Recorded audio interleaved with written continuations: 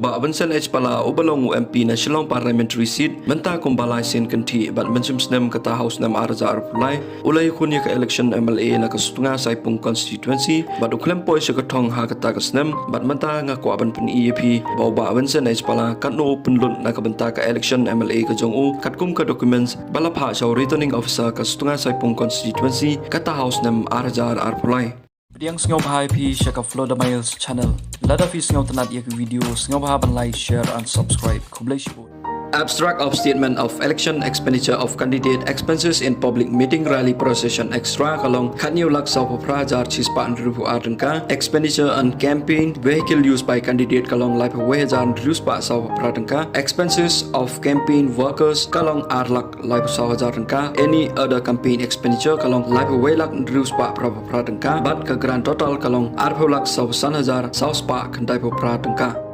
Abstract of source of fund raised by candidate kalong amount of own fund used for election campaign kalong 10,000 tengka lump sum amount received from the party in cash or check kalong 4,000 tengka but ke grand total kalong 4,10,000 tengka details of election funds and expenditure of candidate erecting stage pandal furniture kalong 4,000 praspa hiring loudspeaker microphone amplifier computers extra kalong 1,000 poster handbills pamphlets banners cutout hoardings kalong 4,000 lai spot tengka beverage like tea water cold drink juice extra kalong 4,000 kendai spa 4,000 tengka expenses on transport helicopter aircraft vehicle boat extra kalong lailak sanpo prajar sanspa kendai po arengka other expenses pat bilong pralak prabondriujar sanspa sanpo tengka pat ka total kalong khatniolak sapo prajar chispa andrupo arengka details of expenditure on campaign vehicle and poll expenditure on vehicle for candidate election campaign kalong laipo wehajar Ruspa sapo pradengka details of expenditure on campaign workers agent and on candidate booths outside polling station for distribution of voter slip kalong arlak laipu sahajar tengka